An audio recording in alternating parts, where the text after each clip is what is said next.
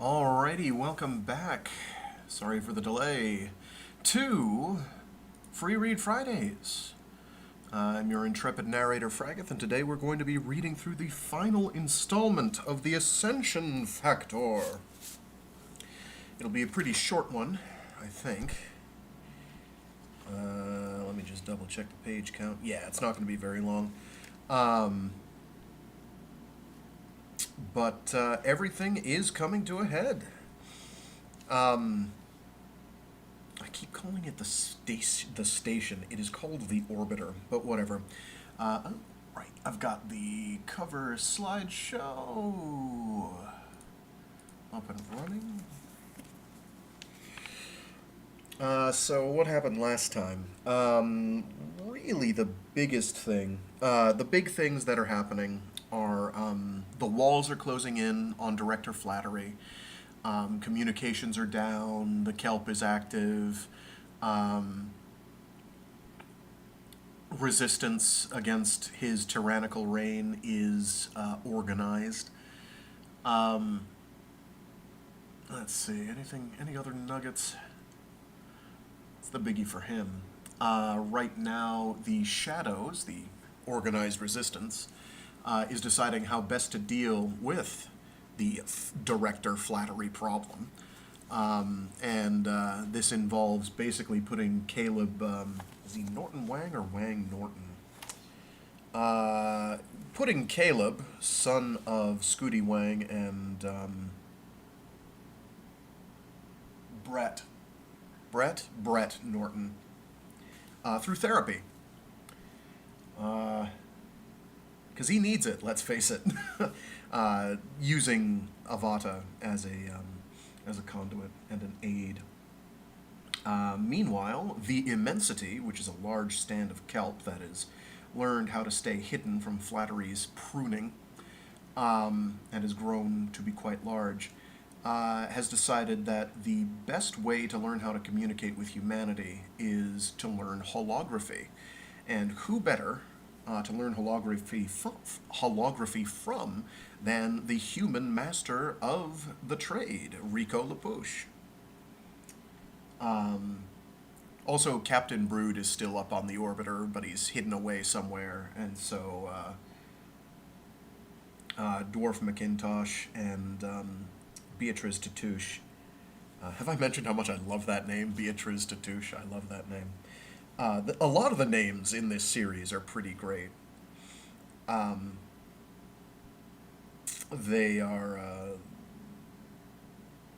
They're trying to winkle him out before he causes more damage. All this while the organic mental core, formerly known as, what's her name? This is mildly embarrassing that I can't remember. They've only mentioned it like 3 times. Shelley sticks in my mind. I don't know why. Anyway, she, the organic mental core is being connected and booted up. Anyway, that'll do it for my yapping. So let's get to reiterating. One sec to get a little fluid in me, and then we will rock and or roll.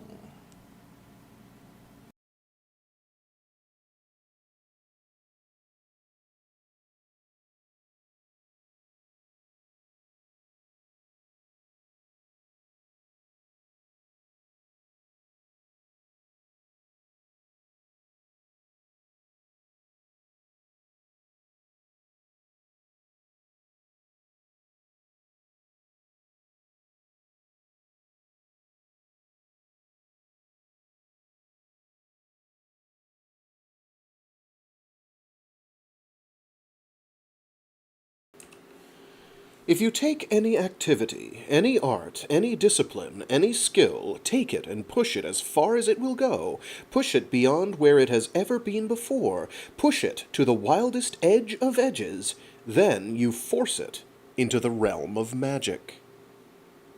T. Robbins. Dwarf McIntosh had the access areas of the orbiter evacuated and sealed off, with the exception of a handful of volunteers from the fire crew who remained as his security force. Mac was sure that Brood, when cornered, would resort to sabotage, so he instructed Spud to prepare separation charges that would blow the orbiter free of the Voidship, if necessary. He was sure that Brood's focus would be current control, easily the most important and most sensitive installation in space. With luck, he won't get both the ship and the orbiter, Mac thought. With luck, he won't get anything at all. Mac had always hated the feel of a weapon in his hand. Moonbase had taught all of them well, and his recent life in freefall gave him the advantage over Brood, but he didn't rise to the killing challenge as eagerly as some of his fellows. Mac was older than the rest of his Earthling shipmates. He had trained a lot of Voidship crews, finally gotten a flight of his own, at Flattery's request. He didn't rise to the dying challenge anymore, either. Since Beatrice had come into his life, he had found he wanted to live it more than ever. The prospect of facing Brood at the end of a laser gun struck a cold blow in his belly and set his hands to trembling. He gripped a handhold outside the main hatch to current control and tested the latch. Unlocked. He and 3 of his men sealed themselves in full vacuum suits and tested the squad frequency in their headsets. Ready 1, he said. Ready 2, 3, yo, 4. Foam only, if possible, he reminded them. We didn't build all this to blow it up. Remember, the kelp hookups in there won't survive a vacuum, so we don't want a breach if we can help it. Blow vacuum as a last resort. 2 and 3, you're right and left. 4, I follow you. Check? 3 fists clenched aloft, though aloft to 2 was upside down. Now! Mac pulled the hatch free, and they spilled into the room that had been home for him for the past 2 years. 2 was hit before he cleared the hatch, but 3, using him as a shield, foamed in both of Brood's henchmen, and they hardened to immobility in blinks. 4 tumbled to a ceiling position above Brood. Brood himself sat calmly strapped into the control couch, his laser gun aimed idly at the gridmaster. He had not even donned a vacuum suit over his fatigues. Mac hesitated, his complete attention caught in the sighting dot of Brood's laser gun, which rested on the brain that controlled all the domestic kelp in the world.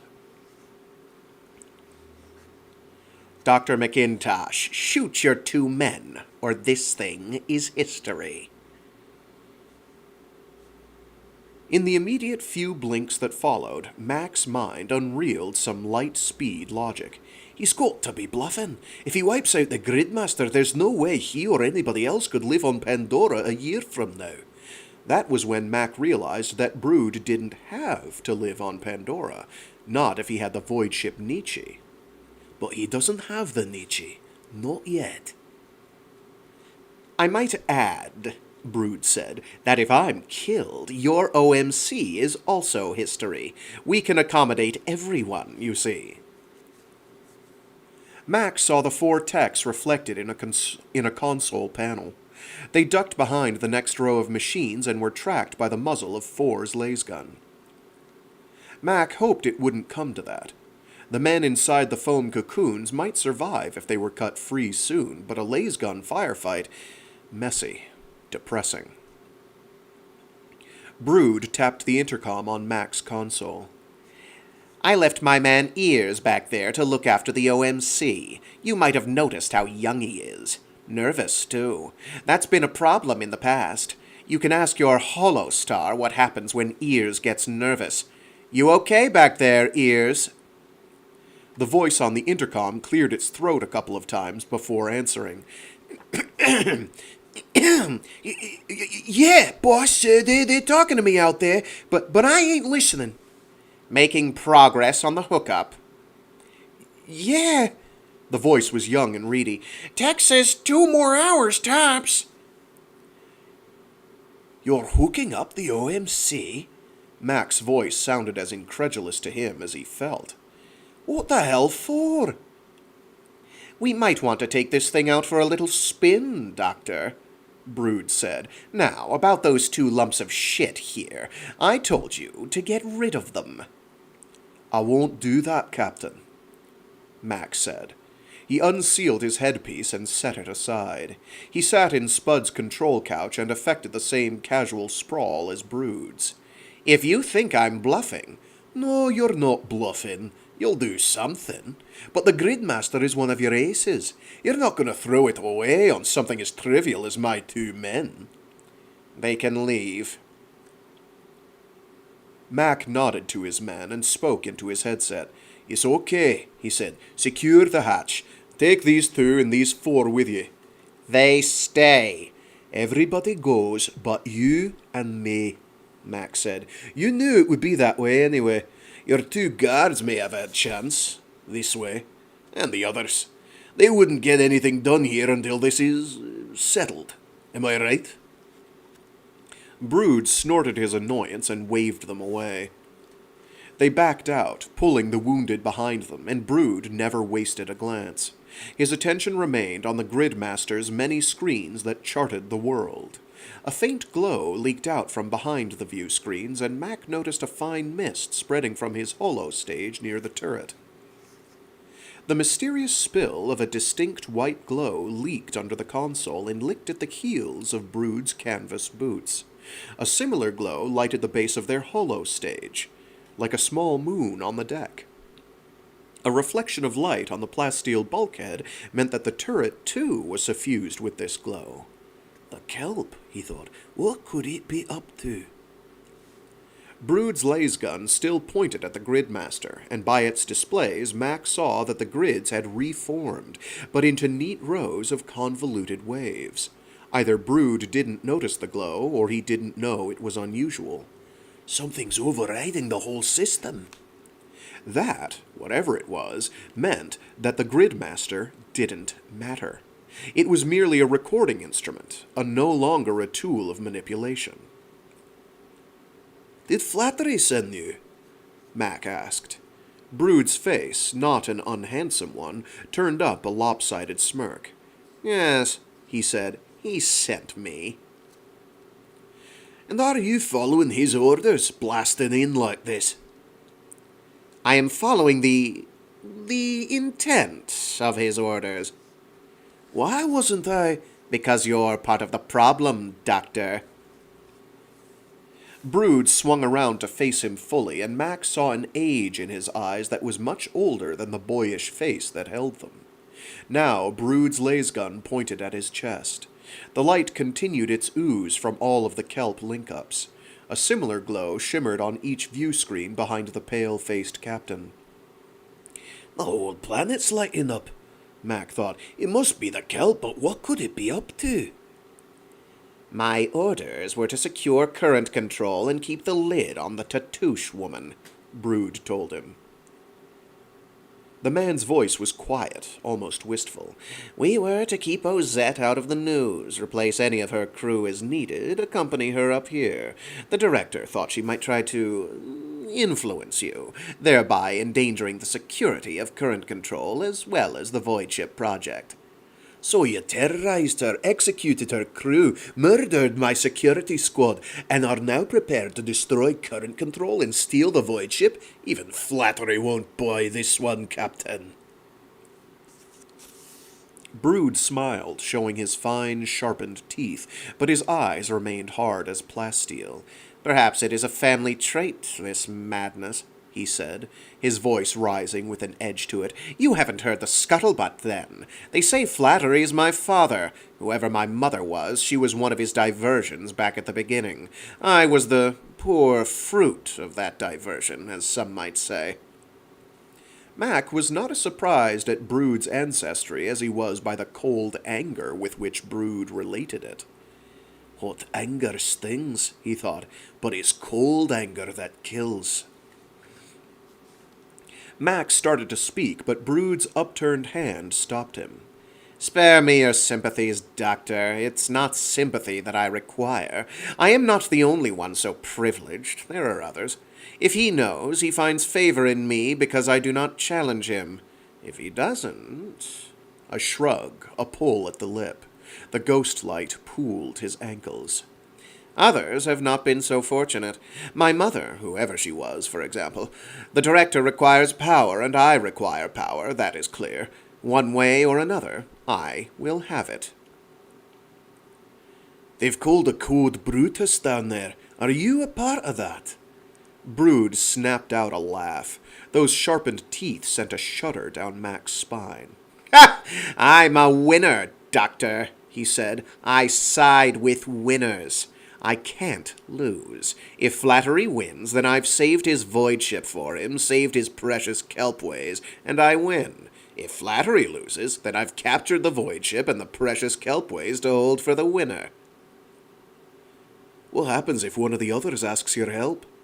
Then we'll suffer a communication breakdown, Brood said. There's nothing new up here. That's nothing new up here, is it, Doctor?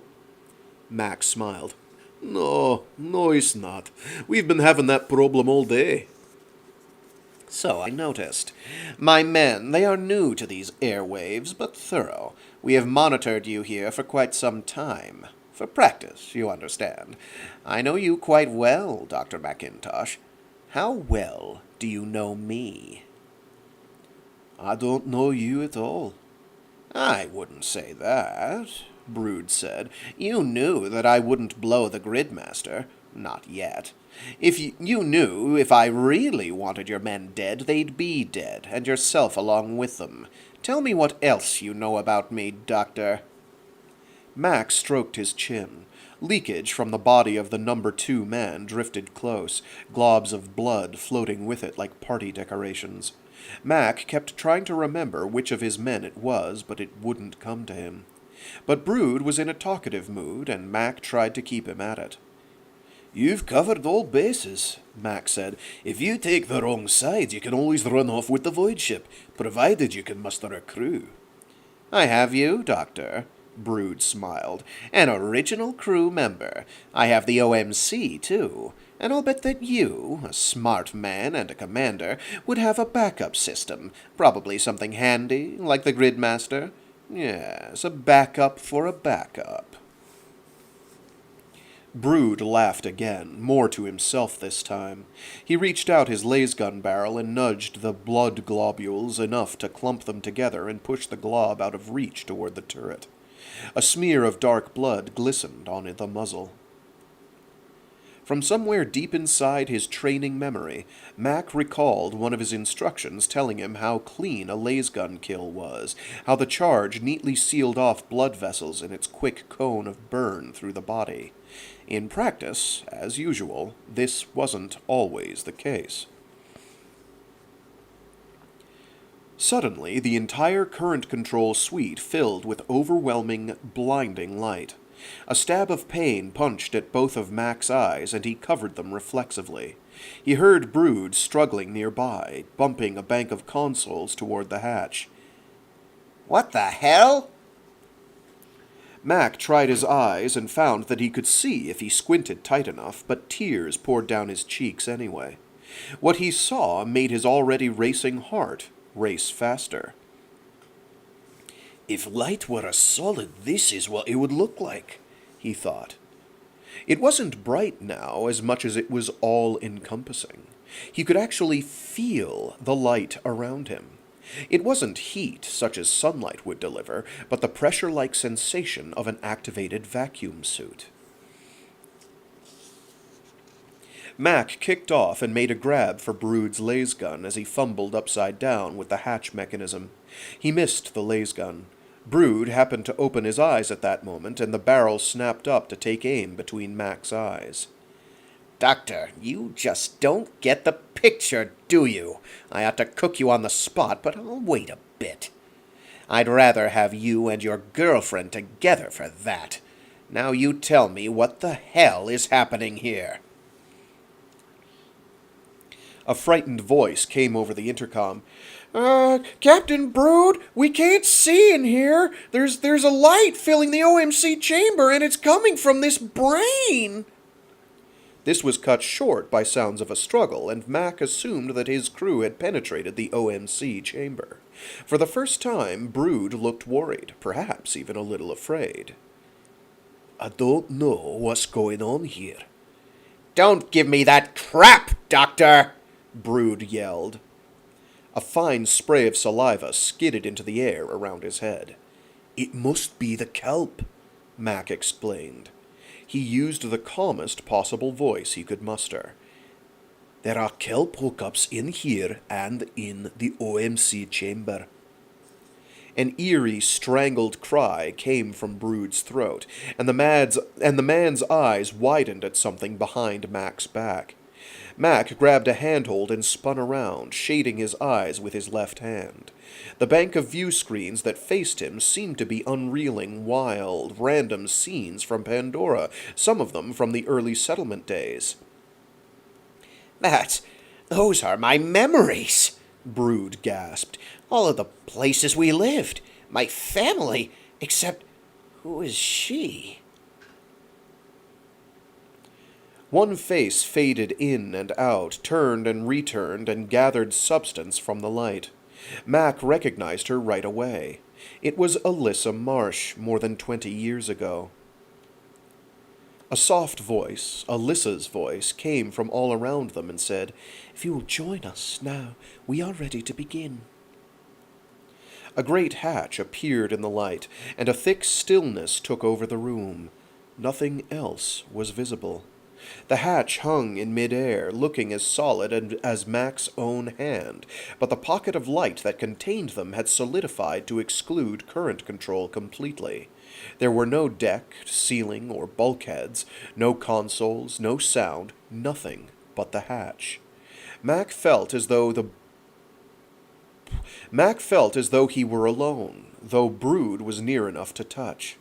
He was tempted to reach out, just to make sure he was real. "Shadowbox," Mac thought. "Maybe they figured out how—" "What is this shit?" Brood asked. "If this is some kind of a kelp trick, I'm not falling for it. And if it's your doing, you're a dead man." Before Mac could stop him, Brood fired a lasgun burst into the hatch. But the burst wouldn't stop, and Brood couldn't let go of the weapon. The detail of the hatch intensified, and the hatch went through dozens of changes at blink speed, becoming hundreds of doors and hatches that peeled off one another. The weapon became too hot for Brood to hold, and he tried to let it go, but it stuck to his hands, glowing red hot, until the charges in it were depleted. Though he struggled to scream, with his veins bulging at his neck and his face bright red, Brood did not issue a sound. When it was over, his eyes merely glazed, and he floated there, helpless, holding his charred hands away from his body. Mac heard nothing during this time, and smelled nothing, though he saw flesh bubble from the man's fingers. Still, the hatch waited in front of him. It had first appeared as one of the large airlock hatches that separated the orbiter from the Voidship. Now it looked like the great meeting room door that he remembered from Moonbase. Every time Mac had entered that door, it was to be briefed on some new aspect of the Moonbase experiment on artificial consciousness. Some of those briefings had raised his hair and bathed his palms in cold sweat. The door did not frighten him this time. He did not doubt that this was an illusion, a holo of near perfection. He had been accustomed to working with 4th or 5th generation holograms, but this one felt real. The light had been given substance. "What did it take to do this?" he wondered aloud. "A 1000th generation holo?" It was as though every atom in the room, in the air, on his breath, had become a part of the screen.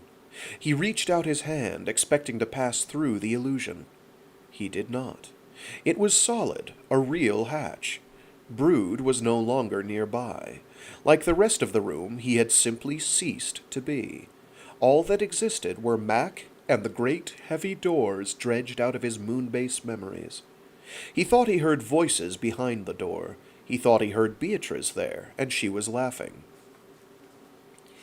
Please join us, Doctor, the soft voice urged. Without you, none of this would be possible.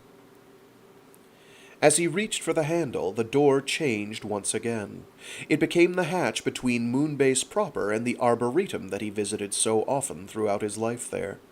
A safe, plasma glass dome protected a sylvan setting that he loved to walk through. Here, at the edge of the penumbra of Earth's moon, he had strolled grassy hillsides and sniffed the cool dampness of ferns under cover of real trees. His mind, or whatever was manipulating it, must want him to open this hatch pretty bad. The latch and release mechanism felt real against his palms. He activated the latch and the hatch swung inward to a room even brighter than the one he stood in. This time the light did not hurt his eyes, and as he stepped forward a few familiar figures materialized from it to greet him. "I've died," Mac thought. "Brood must have shot me, and I've died."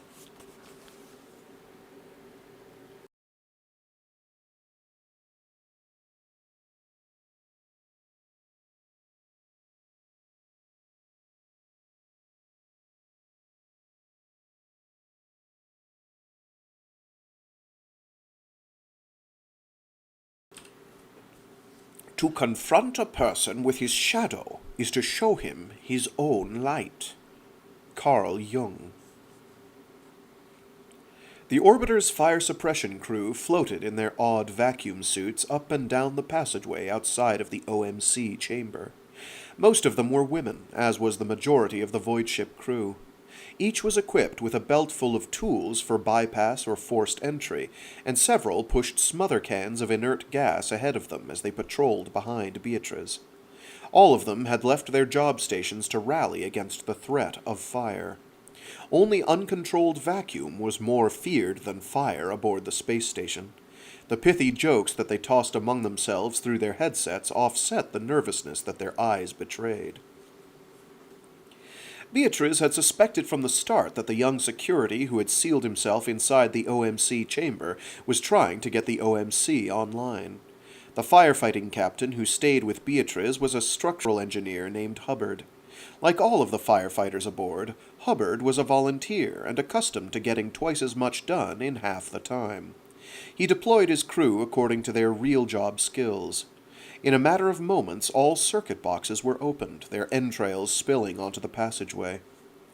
4 women positioned 2 plasteel welders, one at the hatchway, one at the bulkhead seam to the OMC chamber. The operating arm of the welder alone weighed nearly 500 kilos, but here near the axis, the only maneuvering problem was its bulk. These women must have been up here from the start of the project, Beatriz thought. They used their feet as she might use her hands, and their vacuum suits had been adapted to accommodate their more dexterous toes. When she first visited the orbiter, she had thought that this skill came from a particular breed of islander, but later visits proved otherwise. Macintosh himself exhibited great facility with his feet and toes, and his vacuum suit reflected these changes too. "Buy us 15 minutes, Hubbard was telling her, "and we'll be all over that guy." "These guys killed my whole crew," she said. "They joked about eliminating your whole security squad, and then they did it. Being all over that guy in 15 minutes won't be enough to save that. The OMC. "How would you do it?" Beatriz detected no challenge in his tone, just urgency. "How would you do it?" "I helped Mac install some hookups to the OMC chamber. There's a crawlway that starts in the circuit panel in the next compartment and leads into the control consoles inside the chamber. I know the way, and I can—" "Shorty here can squeeze through some mighty tight spaces," Hubbard said. "She can bypass their air supply and divert in CO2. "No," she said, "that's too risky. It won't hurt the OMC, but I've seen people panic when their oxygen gets low. We want to keep these guys calm. They might just start shooting up everything in sight." "You're right," Hubbard said. "Shorty, tell Cronin to whip up some of his chemical magic. We want this guy down and out in a blink, and anybody else that's with him. We want that OMC and the tech in operating condition when this is over, got it?" "Check, boss." "Check, boss." Listen up, everybody, Hubbard said. Set all your headsets to voice-activated fireground frequency 331. He made the proper settings in her equipment, then explained to Beatriz, "That way we can talk and he can't listen, and we don't have to go through the intercom." Beatriz noted the tools in Hubbard's jump kit. "Let me see what you've got there," she said. "I may be able to activate some of the sensors in the chamber through the intercom box. It would help to have eyes and ears." She slid back the cover, and a faint glow pulsed from the inside of the box. It was not an electrical glow, the cherry-red simmer of bare wires, or the blue-white snap of a short circuit. This glow was pale, cool, with a slight pulse that seemed to intensify as she watched. Hubbard's hand moved reflexively to a small canister at his belt, but Beatriz stopped him. "It must be luciferase," she said, "from the kelp leads that we fed in here last year." She selected a current detector from Hubbard's kit and applied it to one of the fistful of unconventional kelp leads. "Kelp leads?" Hubbard asked. "What the hell was he stringing?" "Circuits made with kelp don't overload, and they have a built-in memory, among other features. We've done some experimentation with it at Holovision. Okay, there's something here," she said, watching the instruments flutter in her hand. "I wouldn't call it a current exactly, more of an excitation." When the bare back of her hand brushed the bundle of kelp fibers, Beatriz had a sudden, unexpected look at the inside of the OMC chamber. The young guard stood across the lab from her, laser-gun at the ready, his eyes wide and clearly frightened. Beatriz watched the scene from two vantage points. One was halfway up the bulkhead behind the OMC, probably the outlet connecting with the hookups she held. The other was from about waist height, facing the security, and she realized she was watching this scene from inside Alyssa Marsh's brain. The lid kept flicking the arm-disarm switch on his lasgun. The kid kept flicking the arm-disarm switch on his lasgun. "Get inside," she whispered to Hubbard. "Get someone inside. He's going to panic and kill them all." She gripped the bundle of kelp fibers tight in her fist and dimly heard Hubbard snap out orders to his crew. She felt herself drawn both ways through the fibers, as though she were seeing with several pairs of eyes at once. The sense of herself diminished as she flowed out the fibers, so she gripped a handhold on the bulkhead and forced the flow to come to her. "I can't let this go on," she thought. "It has to stop. Oh, Ben, you were so right." It was nearly more than she could bear, but magnetizing as well. She knew she could let go the fibers, stop the headlong tumble down a tunnel of light, but her reporter instinct told her to hang on for the duration of the ride. She raced through the hookups aboard the orbiter and the Voidship, then felt herself launch toward the surface of Pandora. She tightened her grip and wondered who was moaning in the background, then realized that the moans were her own. She was a convection center for the kelp. The pale-faced young security with the huge ears and filed teeth stood barely a meter from her eyes. "Alyssa's eyes," she thought, and repressed a shudder. "I've become Alyssa's eyes." The tech's hands trembled as they worked, and with each new fiber glued in place, the eerie glow increased. "Baru didn't say this was supposed to happen," the kid said, more nervous than ever. "Is this normal?" "I don't know," the tech said. Beatriz heard the fear in her near whisper. You want me to stop?" The kid rubbed his forehead, keeping his gaze on the OMC. Beatriz knew that he saw Alyssa Marsh's brain being wired to some tangle of kelp-grown neurons,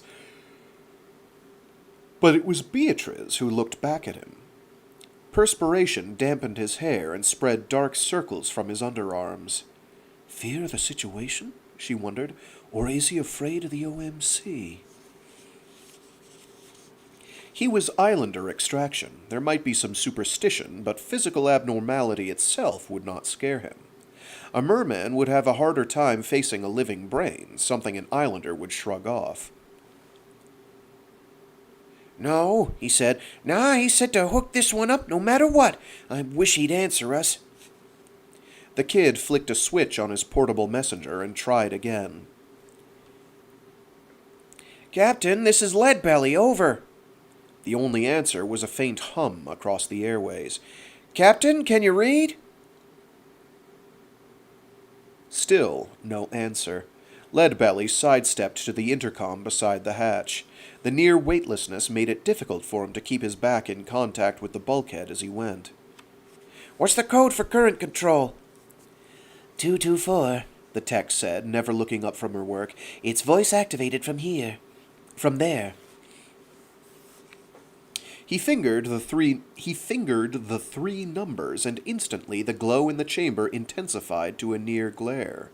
He armed his laser gun with a metallic click, and Beatrice heard herself shout, "No! No!" just as Shorty propelled herself like a hot charge out of the service vent and onto Leadbelly's shoulders. The tech shrieked and jumped aside, and Leadbelly shouted a garbled message into the intercom. His laser gun discharged, and for Beatrice the world slipped into slow motion. She saw the muzzle flash coming directly at her, homing in on her as though pulled by a thread. "This can't be," she thought. "A laser gun fires at light speed." It was such a short distance to the muzzle that the charge hadn't fully left the barrel yet when it hit the glow around Alyssa Marsh's brain. Beatrice watched the laser gun sucked dry of power in less than a blink. Leadbelly screamed and struggled to fling the hot weapon from himself, but it had melted to the flesh of his hands. Shorty clung tight to Leadbelly with both hands and feet. Shorty clung tight to Leadbelly with both hands and feet, spinning them across the center of the chamber. The charge triggered some reaction in the glow, and Beatrice found herself surrounded by it, curiously unafraid. All was quiet inside this bright sphere. Beatrice hung at the nucleus of something translucent, warm, suspended in yellow light. "This is the sensation that the webworks mimicked," she thought. Beatrice found comfort in the familiar rush of some great tide in her ears, and she felt, more than saw, the presence of light all around her. "The center," she thought. "This is the center of me." A hatchway appeared, and though she did not have hands or feet, she flung it open. There stood her brother when he was 11, his chest bare and brown, and his belt heavy with 4 big lizards. "Traded 3 in the market for coffee," he said, and thumped a bag down on the table in front of her. "You won your scholarship to the college, but I'll bet it don't cover this. Let me know when you need some more." She had been 16 that day, and unable to know how to thank him. He hurried past her out the hatch, the dead lizards making wet sounds behind him.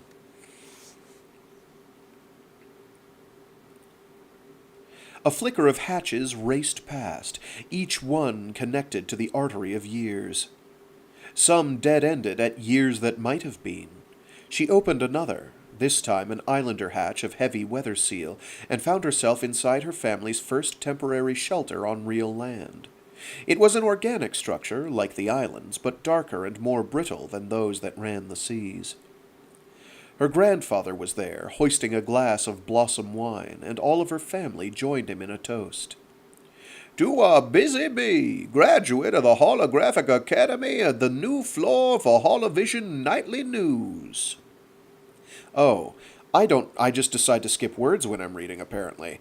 "To a busy bee, graduate of the Holographic Academy and new floor director for Holovision Nightly News." She remembered that toast. It came on the 475th anniversary of the departure of Ship from Pandora. It had become an occasion for somber celebration over the years, with a place left empty at table. Originally, this was intended to represent the absence of Ship, but in more recent times the gesture had become a memorial to a family's dead. "Ship did us a great favor by leaving," her grandfather said. There was much protestation at this remark. She hadn't remembered hearing this conversation years ago, but it pricked her curiosity now. "Ship left us the hive tanks, that's true," her grandfather said, but we went up there and got them down. And we got them down without any help from anyone or anything inside of them. That's what will raise us up out of our misery, our genius, our tenacity, ourselves. Flattery's just another spoiled brat looking for a handout. You talk about ascension, Mama. We are the Ascension Factor. Thanks to Ship, we will rise up one day to greet the dawn, and we will keep on rising. That right, little girl? The party laughter faded, and a single hatch floated like a blue jewel ahead of her, waiting. It was like many of the orbiter's hatches, fitted into the deck instead of the bulkhead. Across the shimmering blue of its light-like surface, the hatch cover read, Present. She reached for the double-action handle and felt the cool satin of the well-polished steel in her palm. She pulled the hatch wide and dove inside. She had the same sense of a headlong tumble, like her early clumsy progress in the near-zero gravity of the orbiter's axis. She sensed everything about her as though she had a body, and that body was hyper-alert, but she still saw no evidence of one. She sensed others, too, not far away, and part of this sense told her that she had nothing to fear. The translucence of the glow about her folded and thickened, forming a shadow at her left shoulder. In a blink, it precipitated into Dwarf Mackintosh. Beatrice! He wrapped his arms around her and kissed her. Now I know I've died, he laughed. I must be in heaven. We haven't died, she said, but we may have gone to heaven. Something's happened with the kelp hookups. I know that I'm still holding on to them outside the OMC chamber, but I also know that I'm here with you. Yeah, the kelp hookups and the holo stage in current control got a glow to them, then the view screens. The whole world seemed to be shining down there. At first I thought it had something to do with those goons that Flattery sent up here. Now I think it has more to do with the kelp disturbances, the grid collapse. I think that your friend Mr. Rosette and Krista Galley are at the bottom of this. But how? We're in orbit. The kelp we touch here touches nothing else. It could be just a psychic disturbance, but then you wouldn't be here with me. It's the light, Max said. The kelp uses chemicals to communicate. This we've known for some time. Now we've taught it to use light. That holo stage I built for experimentation, it works perfectly, and all components came from the kelp, only the kelp has gone a few steps further. The kelp takes pieces of light, breaks them into components, encodes them chemically or electrically, and reproduces them at will. It's something I refined. I refined from what cryptographers used to call the digital encoding system. You know more about holography than I do. You tell me what's going on. If you're right, she said, if this is the kelp's holography, then it's learned to use light as both a wave and a particle. We can hug each other, yet we're just hollow projections of some kind, right? Maybe the kelp has found another dimension. Yes, a woman's voice said, we are the reorganization of light and shade. Where light goes, we go. Are you Avada? Beatrice asked. A gentle laugh replied, a laugh like moonlight across flat water. A third figure began its mysterious materialization out of the glow. It was a woman, as radiant as the light around them, and because of that she was barely visible. Beatrice recognized her immediately. Krista Golly, she gasped. She looked around for sign of another figure, for Ben, but all she saw was the translucent sphere that held them. Don't worry, Beatrice. Ben and Rico are with me, as you and Dr. Mackintosh are with the Orbiter crew. What they see now are the shells of our beings, the husks of ourselves. What we meet here is the being itself. But I can see you, hear you, Max said. Beatrice and I actually touched. Krista laughed again, and Beatrice felt a giggle coming that she couldn't suppress. I am safe here, she thought. Brood, Flattery, they can't get me here. That's right, we're safe, Krista said. Beatrice realized then that the thought was as good as speech. Beatrice realized then that thought was as good as speech in this strange place. Or is it a place? Yes, this is a place. It is a who as well as a what and a where. Dr. McIntosh, we have substance because our minds have made a perceptual jump along with the light. Things change to accommodate our differing subconscious. Did you see a lot of hatches? Beatrice watched him hold out his hands, look down at his feet, puzzled. Yes, I did, but... And one reminded you of something pleasant, so you opened it? Yes, and I wound up here. So did I, Beatrice said, but an earlier one led me back to my family years ago. It was Avata's way of reassuring you, Krista said. It took you to a familiar, comfortable place. You have been terrified lately. Avata does not want your terror. She wants your expertise. Expertise? Beatrice swept a hand out to indicate their surroundings. After this, what could I possibly offer? You'll see. Think of this as Shadowbox, as the biggest holo studio in the world, with nearly the whole world as its stage. We will put Flattery at its center, show him off to the world. What then? Stop people from destroying each other, Max said. They have not been able to get at him, so they will destroy his engines of power. If they do that, they endanger all of us, Avatar included. Exposing Flattery might be more dangerous than you think. But look at our method, Beatrice said. It's incredibly powerful. It will appear as a message from the gods, a vision, a miracle. I saw light shimmering above all kelp strands from current control, Max said. Is that really happening? Yes, Krista nodded. It is. Then we already have the world's attention, right? Everybody must have stopped in their tracks to take a look.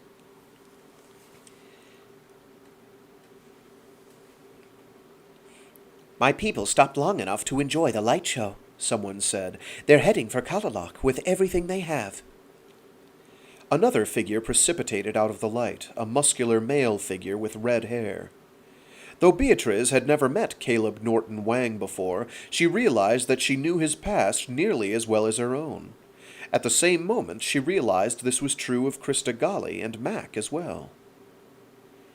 Then they know me, too, Beatrice thought, and saw Mac's responding grin. We are part of Avata now, Krista said. Others float this drift, too, but we are Avata's ambassadors to our own kind. You, Dr. McIntosh, believed me to be a manufacturer of the kelp. Until this day, I myself did not know my origins. I owe my life to Avata, my birth to humankind, and my allegiance to both. Are we all not of the same mind? Beatrice agreed. We are. Flattery must be stopped. The killing must stop.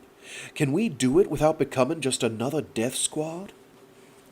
Beatrice paused, felt a surge of light within her, and watched a replay of the encounter with Nevi on the beach. Then she discovered something interesting about being one with Avata. All of them could talk at once, and she could follow everything perfectly.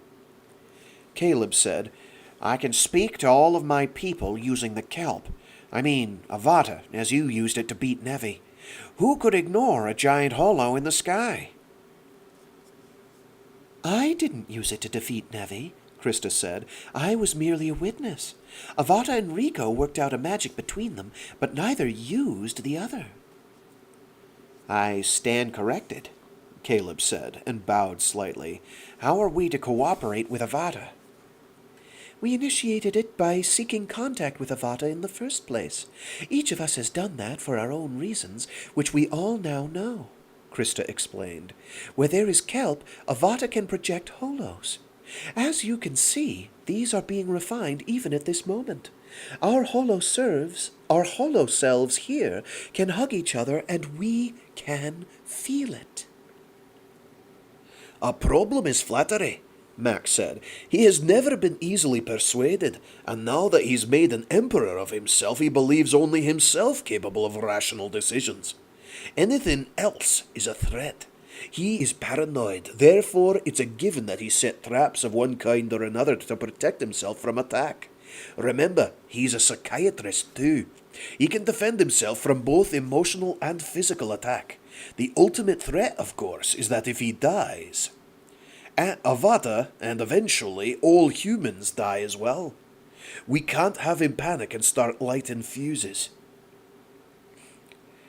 Why can't Avada just capture him, as it has taken us? Kaleb asked. He's not the type to kill himself, and it would buy us some time.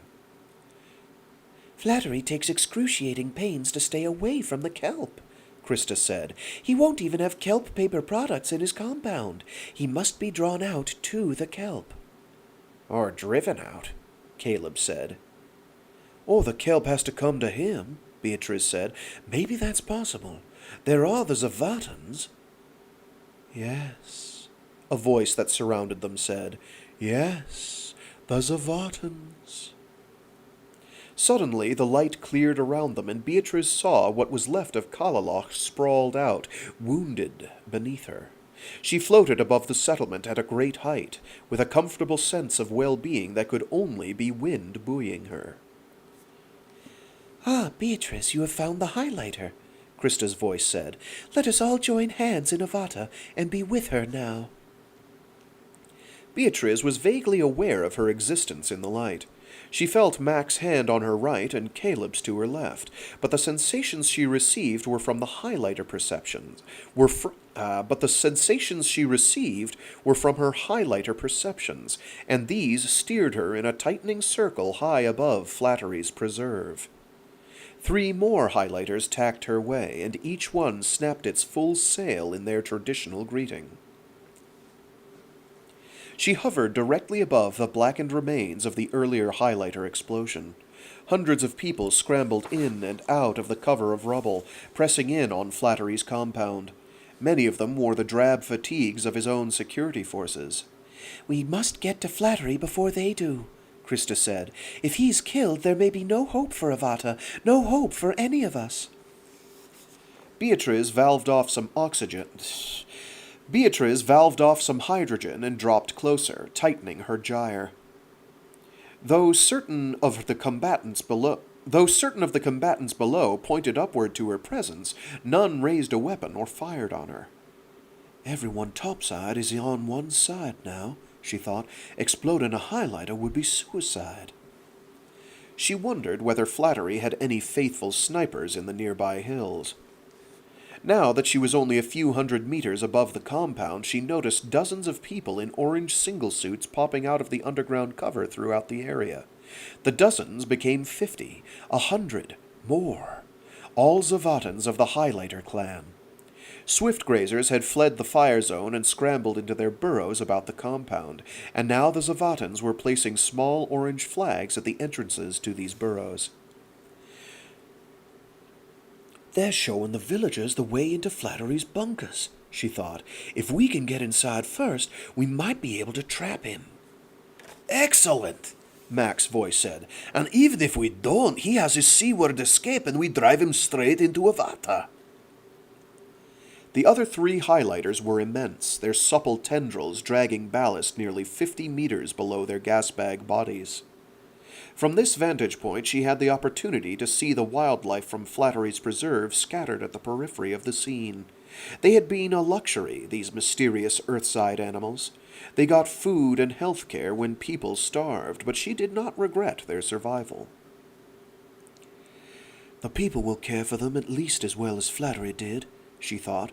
Ben was right. There isn't a shortage of food, just a very selective distribution.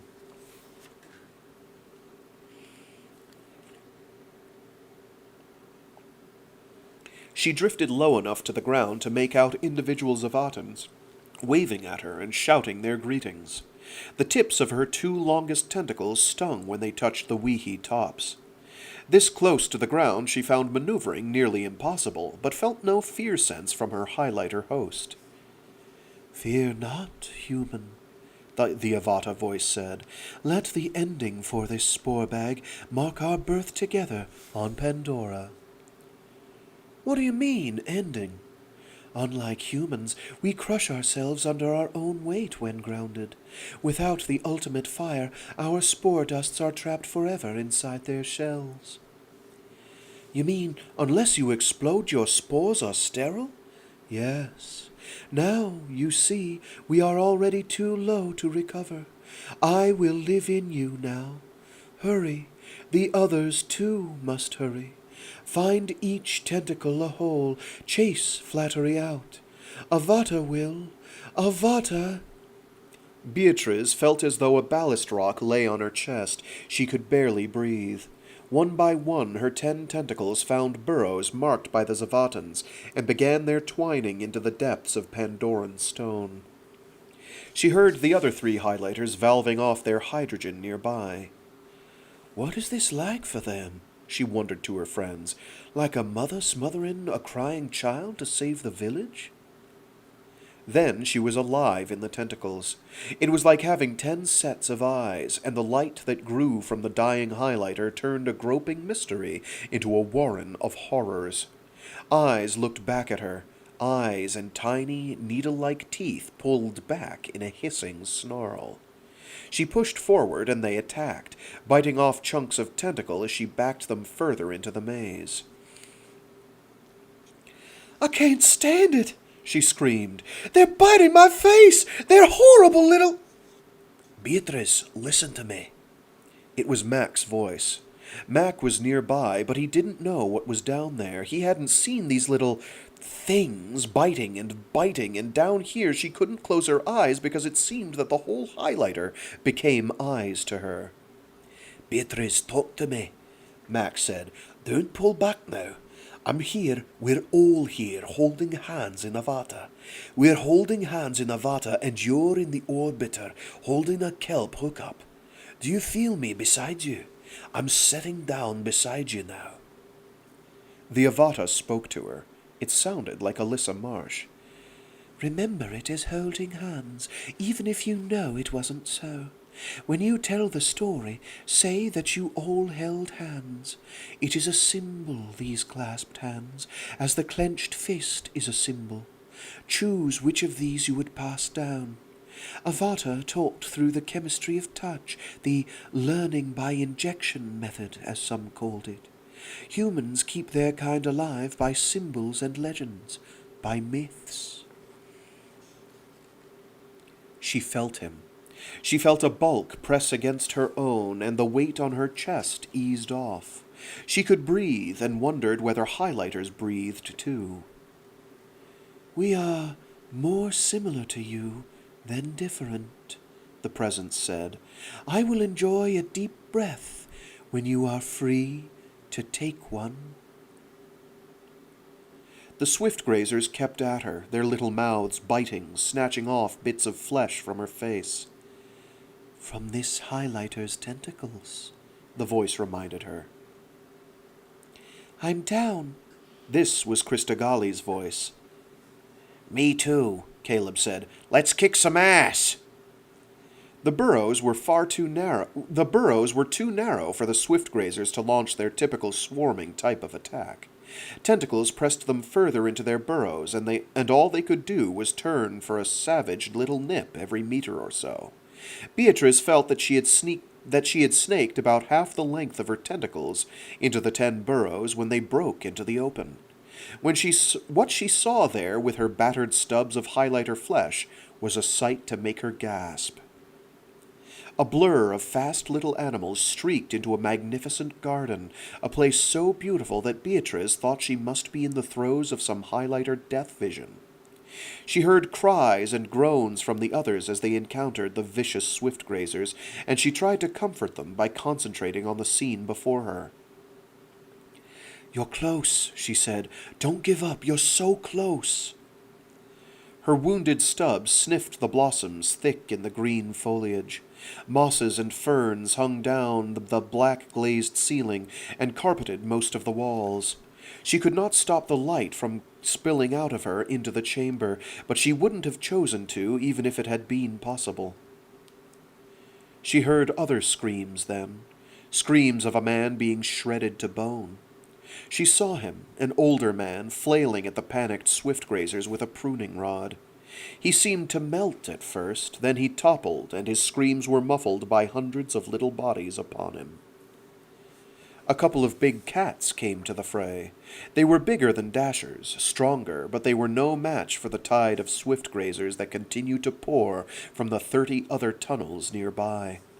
Troops raced inside from an opening across the lagoon, firing their laser guns and smoking up the place. They, too, were no match for the fury of the swarm. A foil that must have been Flattery's fled beneath the surface of the pool. The splash of its crash drive drenched the walls. There was nothing more she could do here. Rather than watch the horror, she withdrew to Avata and to the comfort of the light.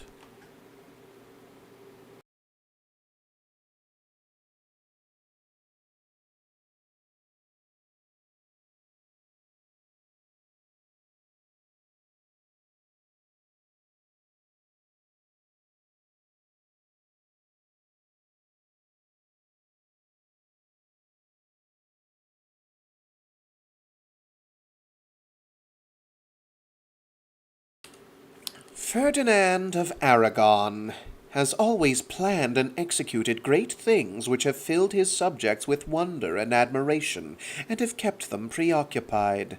One action has grown out of another with such rapidity that there never has been time in which men could quietly plot against him.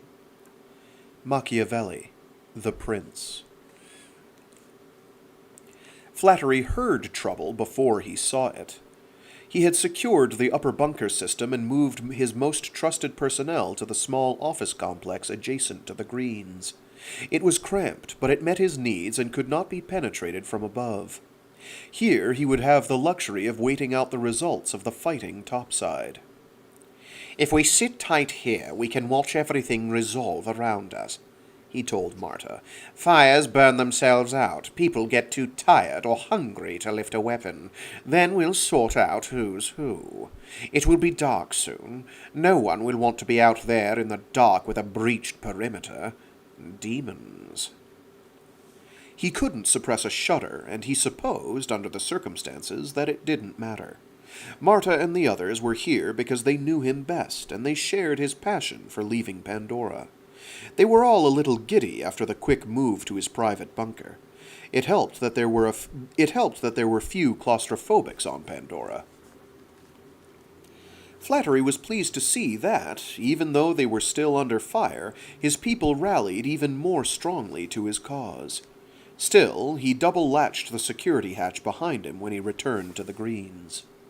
If we are required to stay down here for any length of time, I'll have to bring them in here, he thought. I'll put that off as long as possible. Throughout his life on Moonbase, from his implantation in a surrogate womb to liftoff aboard the Earthling, Flattery remembered no place that was private, unguarded. Part of his training as a psychiatrist had taken this into account. The ultimate privacy was death. He knew this lesson well, and it was because he knew this that he was designed to be the executioner of his species. Who was better trained than a chaplain psychiatrist to recognize the other, artificial intelligence, alien intelligence? And who could be prepared better to deal with such a threat properly? Moonbase had made the right decision. Of this he was certain. Of this he was truly proud. "Pride comes before a fall," a voice said from the back of his head. He shrugged it off with a shudder. It was possible that he had erred slightly in this matter of the kelp. He needed the kelp. Pandora needed the kelp. Therefore, keeping it alive was not so much a matter of prudence as necessity. The first CP on Pandora had ordered the kelp destroyed, and that act had very nearly destroyed what remained of humanity and the planet itself. Pruning was risky. Current control was risky, because there was always more kelp than people to control it. 10 years ago it had already gotten out of hand, and he had been forced to concentrate solely on stands that marked important trade routes around Pandora's new coastlines. Then, 5 years ago, Krista Golly came into his life. He had suspected at the start that she was an agent of the Kelp. He should have known better, but this kind of wariness had kept him ahead of the Kelp all along. A chromosome scan of the Golly girl proved she was human. He'd had the tech who did the scans killed with the kelp toxin, and so began the rumors about the death touch of Krista Golly. Subsequent adjustments to her blood chemistry provided opportunity for other evidence against her. These rumors had suited his purposes better than entire legions of security. A well-placed rumor, along with some sleight of hand, has immeasurable value in political and religious arenas, he thought. Flattery was comfortable in spite of the conflict raging around him. In fact, he had to control his glee at the prospect of the aftermath. This will adjust the population problem, he mused. Old Thomas Malthus comes through again. The survivors who opposed him would starve. It was that simple. He had all the time in the world, all the world's resources at his fingertips. From his bunker he had access to 3 of the largest food bins in the world, enough grain and preserved foods to keep 5,000 people healthy for at least 10 years. The Greens would not provide enough fresh fruit for everyone, but he and a select cadre could be quite happy there indefinitely. All he had to do was wait it out. His first warning of trouble inside his personal perimeter was a faint hissing that he heard above the wave slaps in his pool. At the same time he heard high-pitched squeaking above him. Then intruder alarms went off. Most of his sensors topside were gone, destroyed or covered by rubble. These, placed in the dozens of swiftgrazer burrows, were not true visual sensors, but presence-activated alarms. Flattery summoned his caretaker, and the squeaking intensified all around him. "What is it?" Flattery asked. "It says Level A activity." "Swift grazers," the caretaker said. "Level A is set for them since they're the most common intruder into the fissures. This shows a lot of them, and deeper than they're usually found."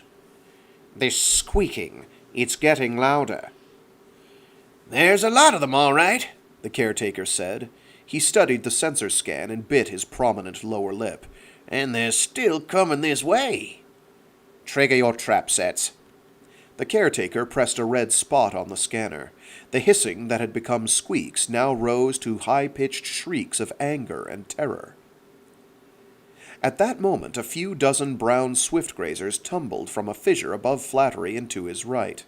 They were uncomfortably close, spilling from above the hatchway to Flattery's bunker. "You'd better clean these up here. We don't want them established." "They're still coming," the caretaker said. He pointed further back to where there was obvious movement in the foliage against the wall. "I'll need some help here." "We're not bringing any more people into the greens than necessary. You told me it was safe to keep these rodents around. You take care of them. Now!" "Yes, sir." The older man sagged, sighed, and armed his laser gun. "There's a lot of them," he said. "I'll need more charges." A flurry of little bodies and shrieks caught their attention to the left of the pool, near the loading dock and Flattery's foil. Behind them, a bright white light broke through the cover of ferns. Now Flattery could see a similar light approaching through the fissure above his hatch. "I don't like this," Flattery said. "What do your precious sensors say now?" The caretaker flurried his nervous fingers across the face of his portable control unit. "Dad," he said, "something's shorted out the power to all the sensors." Flattery heard the low-throated purr of Archangel behind him, and for the first time realized that it wasn't merely a handful of swiftgrazers invading his garden. In blinks there were hundreds of them. Something had whipped them to a fever pitch, and they displayed none of their usual wariness of humans. "Start shooting," he said, his voice low. "I'll get some firepower in here." By the time he had undogged his hatch and signaled for help, the light inside the greens was too great a glare to let him pick out anything but little blurs of movement across his path. He hurried to dockside and secured himself inside the foil. Flattery had started the foil's engines and begun his pre-dive checkout when he realized he'd left the mooring lines secured. He glanced up at the caretaker, who was firing wildly at shadows in the greenery, and saw him suddenly disappear under a thick wad of fur. It was as though he'd slipped on a giant coat of swift grazers and then disappeared. The coat melted to the deck and disappeared, leaving only the man's weapon, bloody tatters of clothing, and a scatter of fleshy bones. Archangel, too, was no match for them, and Flattery had his doubts about the 5-man security squad beginning their sweep. Not even smart enough to shut the hatch behind them, he mumbled through gritted teeth. If they don't stop them... Flattery didn't have to dwell on the unpleasantness. He had plenty of evidence of Swiftgrazer vengeance all around him. The squad had pushed them back far enough that Flattery could make a dash for the mooring lines and free himself from the pier. His only escape now would be to dive out of the greens and wait. The light in the greens was so bright that he could barely read his instruments. It nearly surrounded the pool now, and he was sure it was some kind of weapon that the shadows were using against him. "Ragtag bunch of bums!" he hissed. "Why don't they leave well enough alone? Even they must be smart enough to know I'll be off this planet soon." As he flooded the dive compartments, he thought he saw faces swirling in the light of the greens. Krista Golly's face, Beatrice Tatouche, Dwarf McIntosh, and some young fuzzhead that he didn't recognize. He shook his head and attended to his instruments. As he settled beneath the surface of the pool, he breathed easier.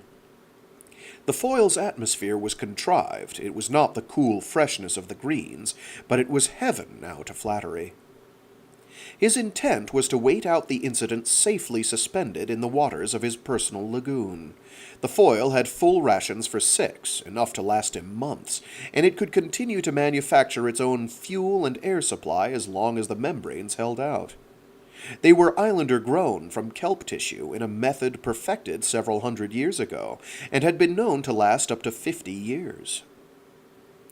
The light above him continued to intensify, and the water began a rhythmic chop that alarmed him.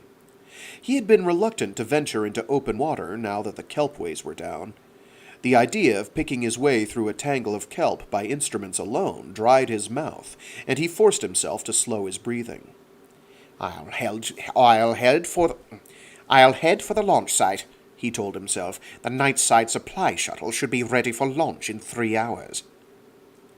He marked the time on his log and swung the bow of the foil seaward. Ahead of him lay the vast coastal kelp bed and its infernal lights, blinking at him. The beachside mortar. They didn't stump this stand as I ordered. Somehow, the sight of blue and red flickerings across the depths ahead of him filled him with as much fear as the mysterious glare that backed him out of the greens. Flattery didn't like the feeling of fear. What if they lob their charges in now? I'd be a dead squawk.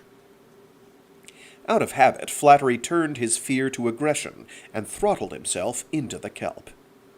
The going was much easier than he'd anticipated. Waters off Kalaloch were quiet in spite of the loss of current control. That is, they were quiet except for a strange tidal pulse that pursued him from the greens into open water. The uncontrolled kelp kept the major kelpway to the launch site open. Flattery attributed this to habit, or to perseverance of the last signal sent from current control. He was well into the thick of the stand before he realized his mistake. Several things happened at once, any one of them enough to shake Flattery's resolve to regroup at the launch site. He ran out of fuel less than a kilometer from the perimeter of the site. Instruments showed all fuel filter membranes functioning normally. Before the foil stalled out and left him adrift in the kelp, Flattery noticed that the CO2 in his cabin was higher than usual.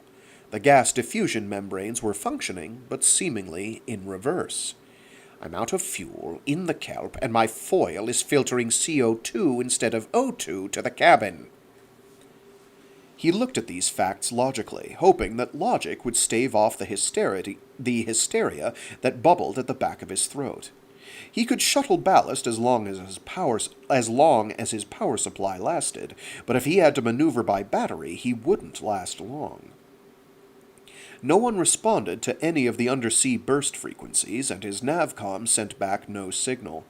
It was as though he floated in the center of a black hole. Everything that went out from his foil was swallowed up. "It must be the kelp," he reasoned. "It's fouled up our communications before, even the histories tell us that." He regretted his leniency with the kelp. It was something that made his life easier, so he had let the explosive growth of this reportedly dangerous species continue beyond his ability to control it. Couldn't herd people and kelp at the same time, he thought, and yawned.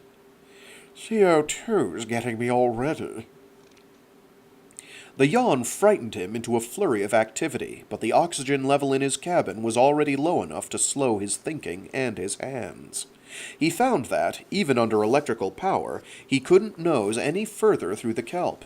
Blowing ballast did no good either. It simply depleted his already feeble batteries. This damned kelp is sucking the life out of me. He stabilized the foil at fewer than 20 meters below the surface.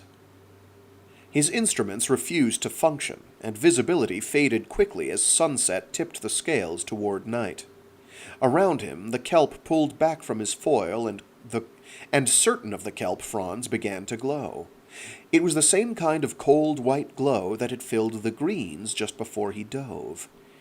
"This is some kind of shadow sabotage," he growled. "You'll all regret this." Within moments, he was wrapped inside a sphere of light so bright that details inside the foil became invisible to him. The glare continued to be bright even though he shut his eyes and covered them with his hands. Voices babbled like red music at the back of his mind. A warning buzzer droned from the overhead panel, and the automatic repeated, "Cabin air unsafe. Don air packs." How long had it been warning him? He remembered. Light. This was a woman's voice, someone he knew well. But it wasn't the Gali woman. The buzzer exhausted itself to an electric rattle, and Flattery shook his head. "I need air," he gasped. The sound of his own voice broke him free of the suffocation trance of the carbon dioxide. Flattery clawed through a crew locker for his dive suit. He didn't bother with all of the fastenings, but tightened down the faceplate and activated the air supply. The director's white hands trembled beyond his control, but at last he could breathe. "I've got to show them who's in charge," he thought. His training always lurked inside, but something about adrenaline slung it free. An old Islander proverb echoed in his mind. "Stir the dasher, feed a dasher. I am the dasher, and I will strike." Flattery repeated this to himself a few times while carefully slowing his breathing. "What do you want?" he shouted into the faceplate. "If you kill me, you'll die! You'll all die!"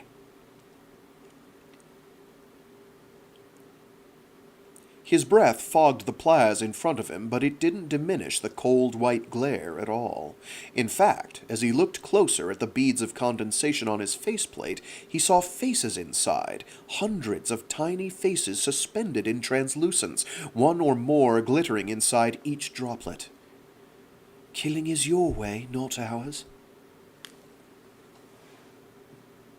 That voice inside his own head chilled something deep in his belly. He could not mistake the familiar moon-base accent of his shipmate, Alyssa Marsh.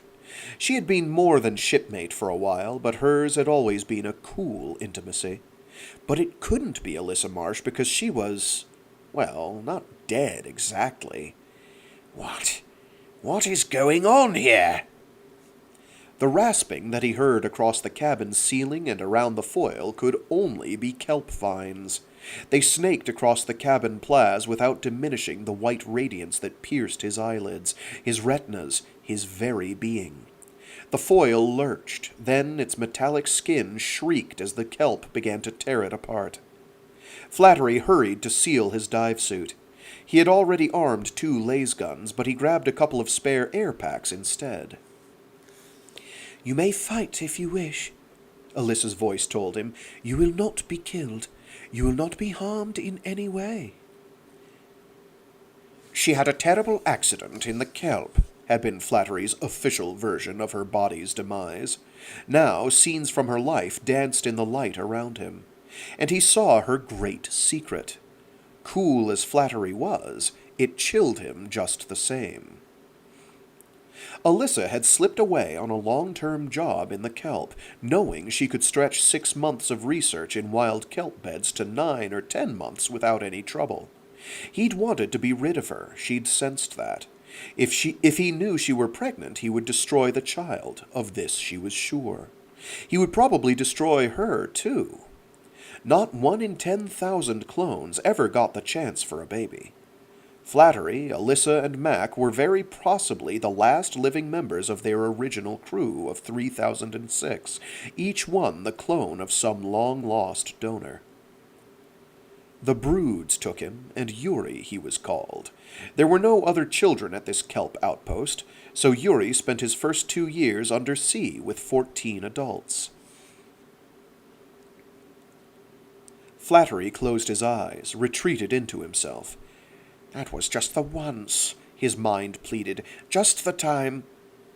Do you think it's what I expected my body to do? She asked. The images stayed on the other side of his eyelids, but her voice came right into his mind. How would I suspect? You didn't stick around. Your work in the kelp. Now the scenes came inside his head.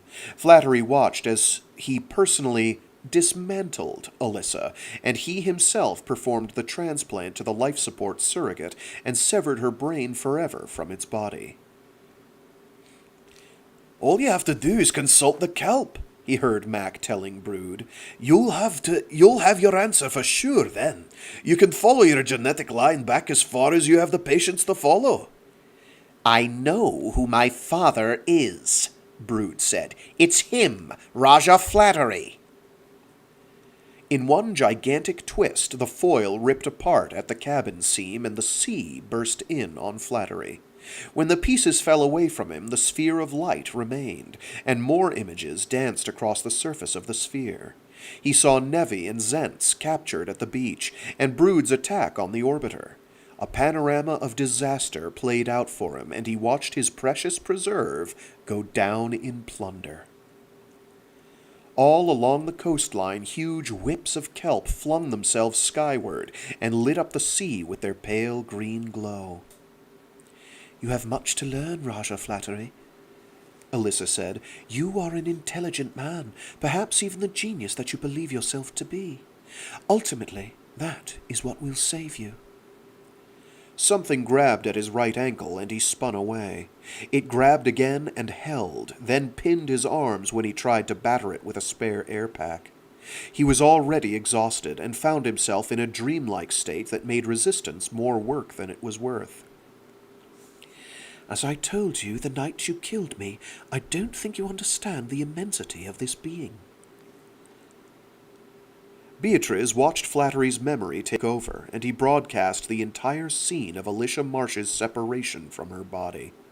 Holoscreens, view screens, kelp beds, the air and sky themselves lit up with Alyssa Marsh's memories of her final encounter with Flattery.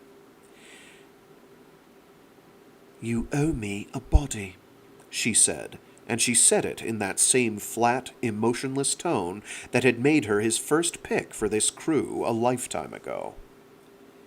The kelp began to inciliate Flattery, to encapsulize him inside a life support pod.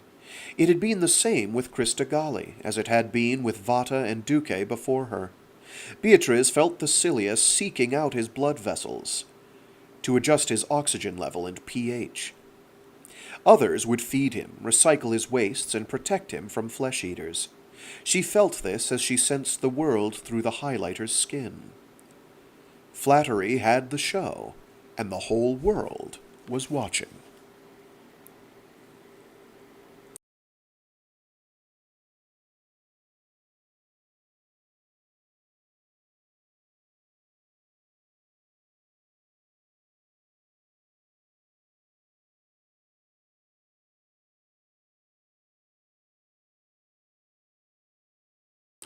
Oh, thanks for tuning in, Jim Burke.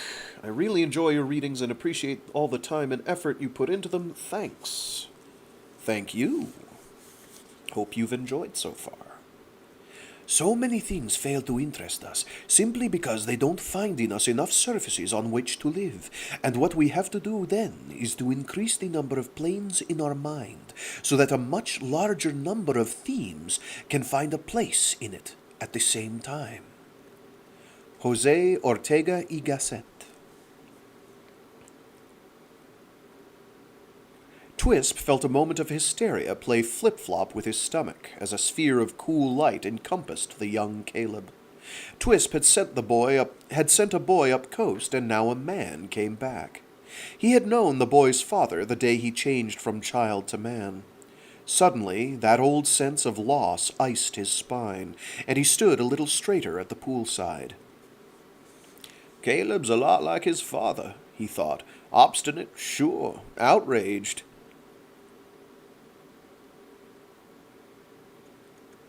Oh, obstinate, sure, outraged.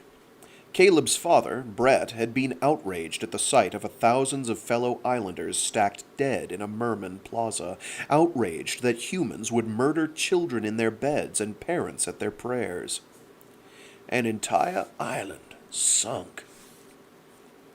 Twisp had heard about the sinking of Guimi's Island. He'd seen holos of the grim rescue scene, but Brett had seen the sledges of limp bodies, heard the rattle in dying throats. As though picking up his thoughts, the bright surface of the sphere played back some of those moments, far clearer here than in his memory. Other images played there, too, nebulized, indistinct, as though making up their minds about being. He saw in them replays of the scenes Kaleb fought with his people. He had resisted the majority of his forces who wanted Flattery's blood. They chose to move without him, and Kaleb stood up to them. "You're willing to die in battle anyway," he told them. "Why not die feeding the poor?" He was sending an army against Flattery, all right, an army of angels, laden with food. "Everything stops until everyone eats," was written on each pilgrim's shirt as they set out by the hundreds for the camps. Twisp had renewed confidence that Caleb's hatred of the director would not turn the boy into another Flattery. "He's not a boy," he reminded himself, "and he's safe in Avata. His mother saw to that." Twisp remembered the time when he had needed convincing himself, when it was Caleb's mother, Scooty Wang, who first thrust him into the kelp ways of the mind. Her face came up in that sphere, and it was the smiling face of the precocious teenager that Twisp remembered so well. How could Brett not have loved her? Twisp tugged his gray braid that tickled his neck. In the holo around Kaleb, more images precipitated out of the light. They all seemed to be people he knew, and they all had one other thing in common. They're all dead. He heard a whimper behind him that must be Moe's. In that moment, Kaleb became a bright shadow inside a brighter sphere, and he seemed to hover above the pool rather than float upon it. And he seemed to hover above the pool rather than float upon it. The manifestations, the flickering images around him, recited a few scenes from their pasts. Twisp was awed, but not afraid. Everything swam in a pale radiance that pulsated slightly, like a child's fontanelle. A similar pulse began to beat in the wave slaps around the rim of the pool. The onlookers had ceased their chatter and begun their chant of renewal. It was a call-and-response chant, typical at blossom time, an improvisation on an old theme that Twisp had heard his grandparents sing. "Open the leaves, and the blossoms open." Kaleb was no longer visible inside the light. The light was now brighter than anything Twisp had experienced, but this cool brightness did not hurt his eyes. Indeed, he could not take his gaze from its hypnotic spell.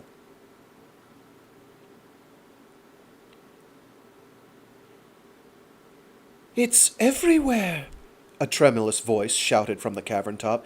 "There's light on the waves, in the sky, everywhere." Twisp recognized this breathless voice as Snej, the young assistant at operations. "And there are pictures in the light," another gasped. "Just like this, only it covers the whole sky." When a great light took over the whole cavern, it became impossible for Twisp to make out the faces of his fellow Zavatans. Even Mose, as close as he was, became just another light inside the light. Snezh's voice came to him again, bell-like in its joy. "Christagali is safe," she announced. "They are all safe. The fighting is at a standstill." The bright sphere in front of Twisp unreeled the tideline drama of Ben and Christagali and their near-fatal encounter with Zents and Spider Nevi. It seemed to Twisp that the event was more than visual. Though it must have taken up nearly an hour of real time, the scene was communicated to him in a matter of blinks. A cheer filled the cavern when Spider Nevi fell, and the images on the sphere shifted to another cavern, and to the terrified face of the Director.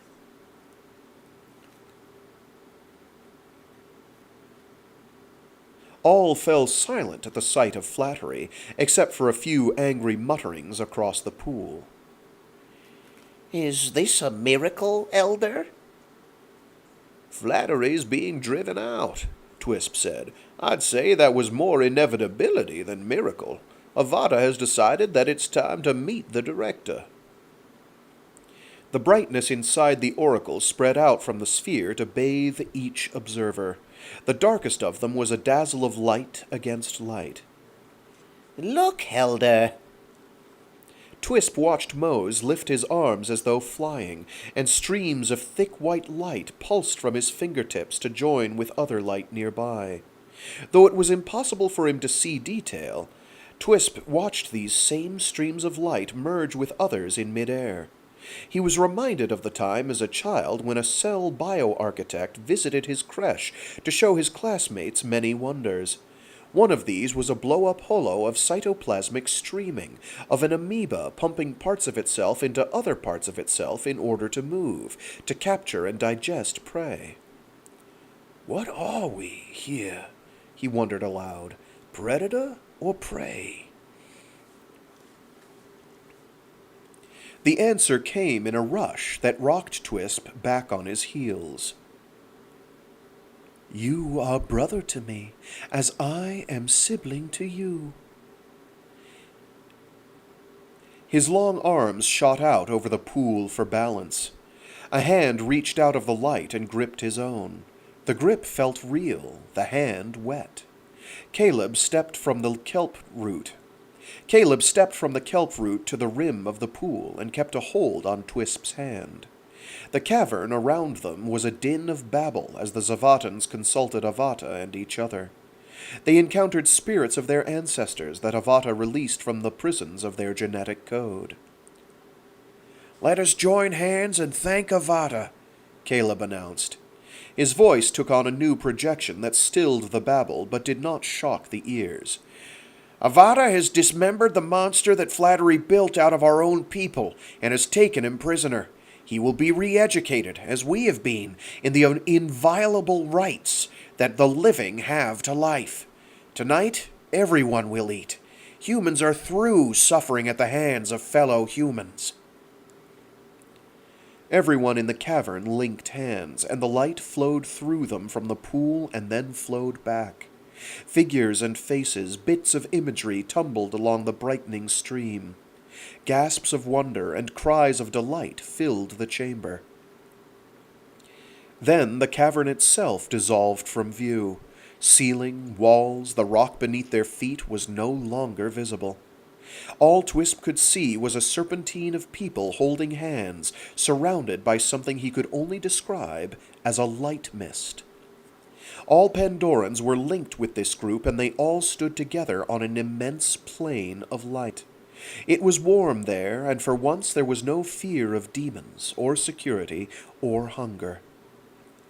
Twisp withdrew quietly from the poolside celebration, found his robe in his quarters, and sought out his favorite rock overlook above Kalaloch. Below Twisp's rock outcrop, the night air clarified against a glisten of sea.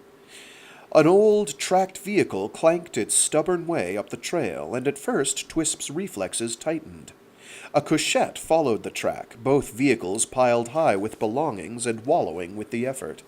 These people were already leaving Kalaloch, bound for something better with their bedding and their hope. "Welcome," Twisp whispered. His attitude was exuberant, but his body exhausted.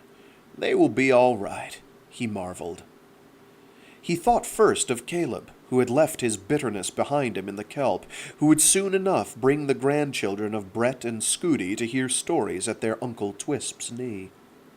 He could guess how it would be for the rest. From what he'd seen in the kelp.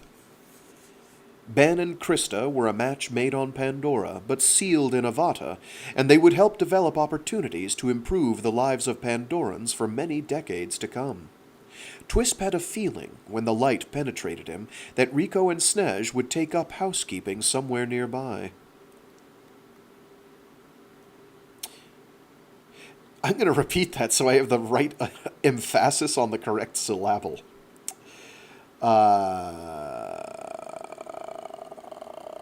Twisp had a feeling, when the light penetrated him, that Rico and Snej would take up housekeeping somewhere nearby.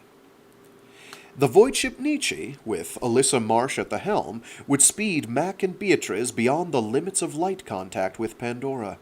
It would take the humans and their newfound symbiote, Avata, to another world, which, if not perfect when they discovered it, would make humans happy with the work toward perfection. Some new insight told Twisp that Yuri Brood would receive a reprieve aboard the Nietzsche, and would acquire the necessary spirituality by tending his mother, the OMC Alyssa Marsh. Through the kelp hookups, Alyssa Marsh had found her new body and her son. Her son would write out the musings of this OMC, which would become the manual for human behavior for generations. A sociology of ascension. Their shipload of pilgrims would people a new star, and the sea of a planet of that star. Raja Flattery would live on in the kelp, his needs met, a prisoner of his own selfishness and greed. People would meet him there from time to time, and legends of him would prevail throughout the generations. Though Pandora's days were numbered, Twisp would live his days out roaming Pandora.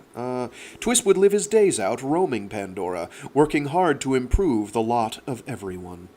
He knew now that he would not be the one to see the end, and was happy for that. "I'll be known as the old man of the high reaches, I suppose," Twisp mused. All was quiet in the settlement below. The glow that had swelled out of the sea and encompassed Kalaloch now sank back to the sea. A cool shimmer remained, ghost-like, at the surface. 2 moons and a sky full of stars beamed down on Twisp's gray head. An occasional cheer broke the silence, and Twisp listened as the tinkling sounds of nighttime laughter rent the ancient cloak of death and fear.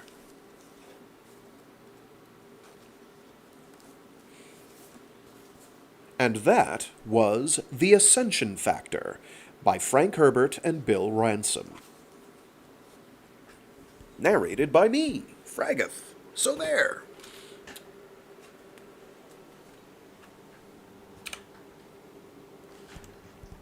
So, yeah. That is the entire Pandora cycle. Sequence. The entire Pandora sequence. So a lot of this book feels, it's weird. It's very compressed. A lot happens in a very short period of time. It feels kind of rushed in some ways, but I don't know how you would turn it into 2 books easily. I don't know where the dividing line would be.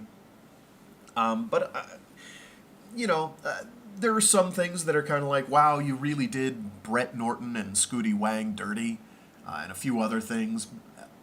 it sort of feels like they did Flattery dirty, but it's not the Flattery we've known, so I guess it's okay. Even though he's on the long path to redemption. But even for all that, it's still a pretty good send-off to the whole thing. Lots of callbacks to Destination Void. I think probably the book of the series that gets the least callback is the Jesus incident, and even that gets a couple. The Lazarus effect feels like this is what the Jesus incident wrought, as well it should, given that that's, a couple hundred years later down the road. But yeah, that's that. It's quite a good series. I think it's criminally underappreciated. A lot of the stuff that it does, I think, is really good. I can rant and rail about the brilliance of Dune as a series, namely from the perspective of, hey, you have the first book, which is kind of like a hero's journey, and then the second book is a complete deconstruction of that. And then the third book is saying, hey, you know how wrong he thought he was back in that last book? Well, guess what? He was even wronger than that. Turns out he didn't go far enough. And then that's kind of where God Emperor pops up. And it's just, yeah, it's a very crazy series, Dune. I am probably never going to read it aloud on stream despite my love for it, because honestly it's been done by people more talented than I, with actual ensemble casts. And I would urge you to check any and all of those out. If you ever find a proper audiobook for this, buy it in my memory. I do this as a hobby, not as a professional, and the professionals should be rewarded. Let's see. Anything else important and salient? So, things I really liked about this one. I liked Avata learning how to use holography to make, solid light projections, or at least able to manipulate people's senses through their optical nerve into thinking they're feeling things. And at a certain point, what's the difference? Which is kind of the entire point. I like that Alyssa Marsh is still conscious as an OMC, as opposed to becoming an automaton.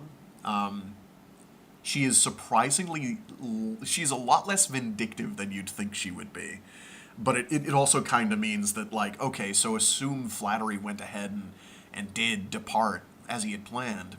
Things would not have gone as planned, because she would not have had it. She would not have taken it. She'd been like, nah, can't have that. So I like how it's a lot of the book is kind of a treatise against fascism and tyranny. So it's unfortunately maybe a little too appropriate for current era. Tad on the nose.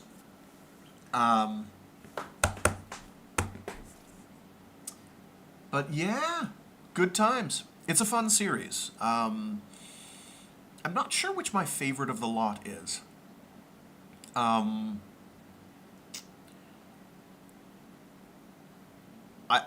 There's always something I wind up loving in each of them.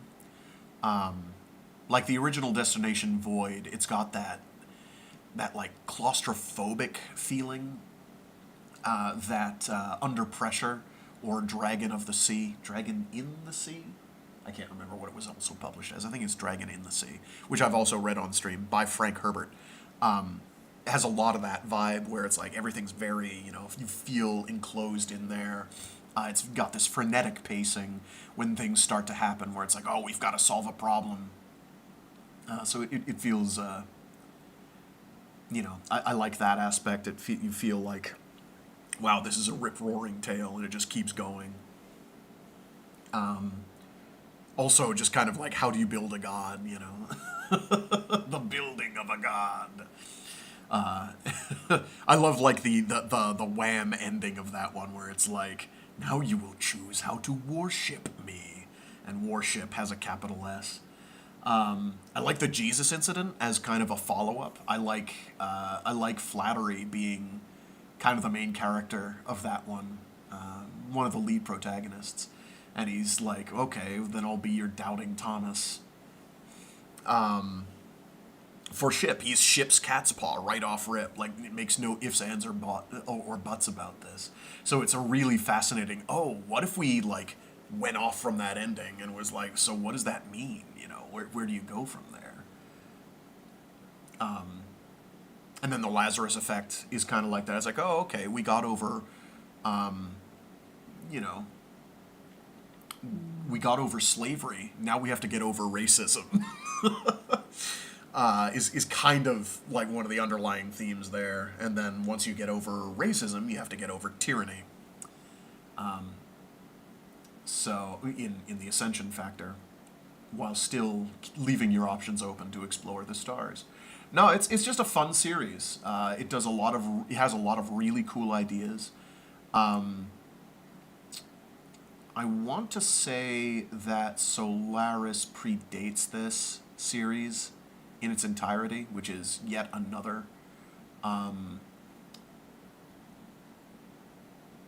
aquatic vegetation on other planet is actually sentient. I think that's algae in that one. It has been I have read the book that the two movies are based on, by, I think that's Stanislaw Lem, right? Stanislav? I'm pretty sure that's Stanislav Lem. I would almost bet money. Because that, like, it's crazy. It's like you don't really realize how much sci-fi Stanislaw Lem got to first, before anybody else. And, like, I'd be hard-pressed to name more than maybe two other Eastern European sci-fi authors. Admittedly, because that's just not... I'm not exposed to as many of them, regrettably. But brilliant stuff. He's got some great stuff under his belt. I've read a couple of his short stories.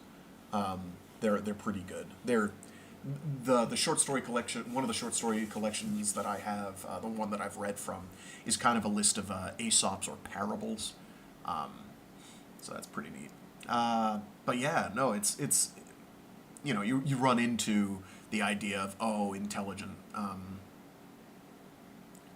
aquatic plant life more than once in sci-fi. This is definitely one of the more interesting. Mostly from the sociological perspective, because it's like, humans are living here. How do they intersect with all this? That's what I feel makes it really unique and stand out, at least for me. Hopefully other people enjoyed the series. I certainly do. I'm glad somebody asked for it or requested it. I forget who. I apologize. It's been years since the request. So I apologize that I cannot remember you. But hopefully you enjoyed. I certainly had fun.